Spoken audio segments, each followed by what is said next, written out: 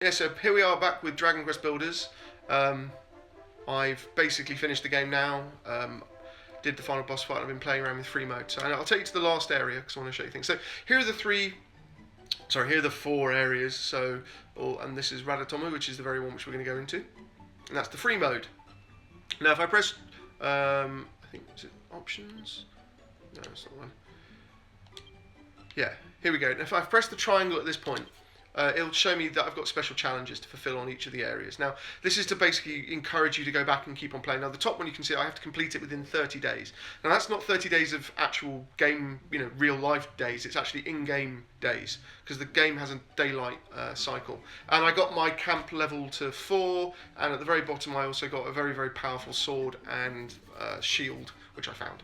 There's some other bits and bobs that I also have to do in terms of that, which I'll probably get around to at some point. So anyway, I'm now going to continue with what I was doing. So yeah, going back into Radatomu. Now this is, I'll kind of explain this. This is a recreation of the original Dragon Quest in terms of the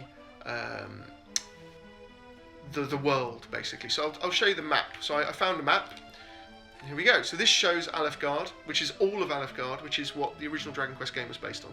Now the story of this game is, at the end of the first Dragon Quest, the hero is given the option by the Dragon Lord, do you want to join me and take over the world? If you select yes, what happens is this, basically. So is this game. So the hero is killed, Dragon Lord obviously lies and kills him and then takes control over the world again, and this is where the world of Builders starts from. So it's like a direct follow-on from the original Dragon Quest, but like an alternate version of the continuation, because there was Dragon Quest 2, obviously. So yeah, these are the 4 areas, and I'm in the last area at the moment. I've rebuilt the castle. I got a bit slightly anal with rebuilding the castle as it should be. Now, if you notice, the sky's dark and scary, and that's because we are very close to the Dragon Lord's realm. So anyway, I'm going to try and take you some, some points through how Dragon Quest Builders works, which I didn't really do in the last video because there are things that I needed to kind of explain, just more basically. So each of the rooms in the village have a function. Now, this room over here is my sort of storage and making room. Now, there are things in here which I've put in here based on a request from one of the villagers, which was a quest. Now, they've got lights, they've got tapestries, they've got treasure chests. Now, the reason why you want to build the rooms based on what they ask you or based on the blueprints that they ask you is because the villagers will then use that room and then deposit things in the chest for you. So at the moment there's nothing there, but if I go into another room, which is the magic room or the magic table room, and there's a little chest in there, I now have holy water, lots of holy water, and special daggers. So I don't have to get the resources for that. They will make that for me. So this is really important when you need lots of food or potions for your health. You need to build these rooms that will basically give you, these items, so you don't have to spend a lot of time basically resource hunting. Now, the other thing with these rooms is if you build one of the rooms, that adds to the level of your camp. As you can see, it says max level 4, so I've already maxed it out. So I've rebuilt everything that I need in this camp. There's a throne room, which I need to redo the floor at some point. This is my sort of kiln or furnace where I can sort of build swords and things. I've also got an incredibly powerful sword now, which never wears out. But the armour that I'm wearing does, and annoyingly the armour I'm wearing uses a very, very rare blue metal element that is very difficult to find in the last level. And unfortunately, if it runs out on the final boss fight, then you're naked, because the final boss fight is a bit unfortunate, because all the prior boss fights up until now, you get a specific thing that you learn from that area. So the first area is kind of like bricks and mortar and armor. The second area is kind of wood and magical potions, and the third area is kind of magical technology, which is a good example because I'll show you. I'll go outside. I'll probably get attacked, but so here we go. Oh, that's kind of cool. This is my Robo-Car. I need to get rid of this guy because if he destroys. Yes, no, kill him.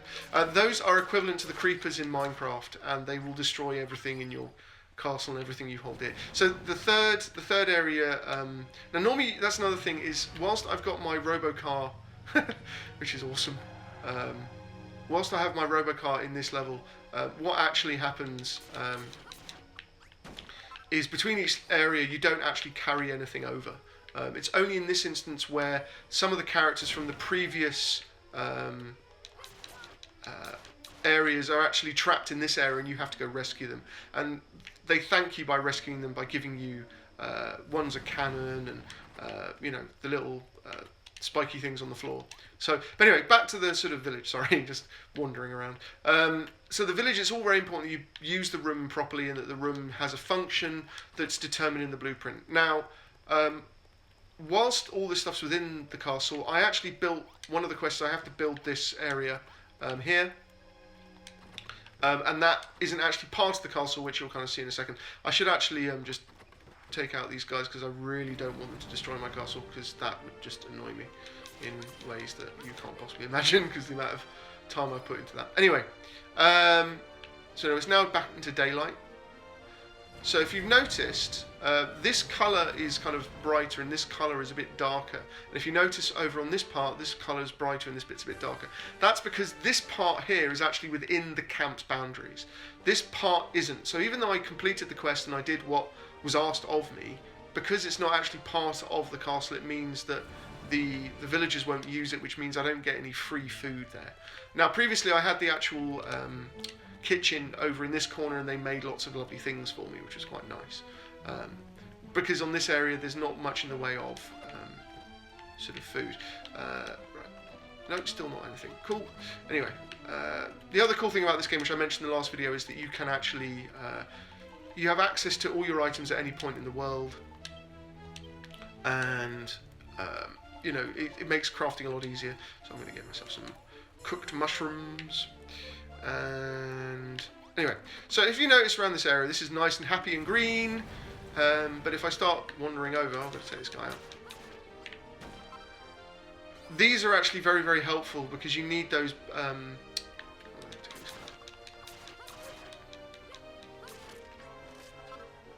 If you notice, it kind of looks like a blasted landscape, and that is entirely intentional because Radatomu is the closest to the Dark Lord's realm and it's the one that's been the most badly damaged. But I have holy water, which does this.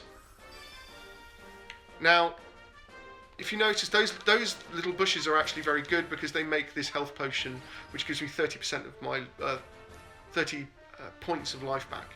Now, however, this plant, which it's the original form, I actually need it for other things. So you kind of have this duality on this area based on what you need for, depending on what potion you're making. Oh, there's a little yellow slime, orange slime. Yay, got you. So yeah. No, the other thing also that is kind of really sort of useful is that I tend to, whenever I go on a quest, I tend to basically destroy everything and keep. So all these doors are from castles that I've destroyed. Didn't have to build it, which is kind of helpful. So anyway, so the other thing also is, let's go to one of the other areas. The structure of the last area is a bit different from the other three. I don't really want to spoil it too much because it is actually quite interesting. But this is, again, one of the main blasted landscapes, and you're fighting all these big different enemies. Whoa.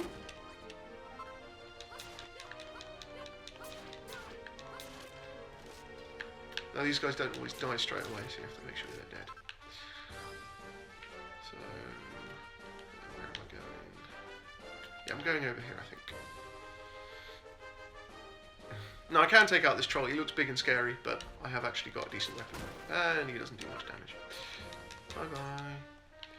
Now, because I haven't actually, even though I've finished the game, it takes you back just before you've done that.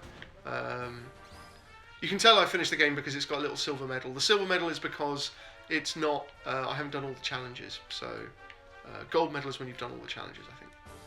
Anyway, so I'm going to take this guy out. I will say the last area is very, very difficult compared to the other areas. Again, I don't really want to spoil why. Here we go. Remember these guys? These are everything useful. So these areas have got little. That's useful. I need that. These areas have got little caves, which is where I got the blue metal from. Anyway, let's go back. So this takes me back to my village. And I don't really want to show you the final boss fight because it is a bit of a spoiler. Well, it's a massive spoiler. But it isn't as nice because it kind of throws away everything that you've learned, or the last part of it does, which I mentioned in my review. It's a lovely, lovely, lovely game, and I love this game more than I probably should. The combat mainly is really, really satisfying. So I spent 58 days on this area, which is way more than I probably should have done, but I was just getting sidetracked and doing stuff. So yeah, but this is Dragon Quest Builders, the last area, and yes, awesome, awesome, awesome game that I love dearly. And here's my dude, very, very happy dude. Anyway, yeah, Dragon Quest Builders. Hopefully it will get given an English release because it's awesome.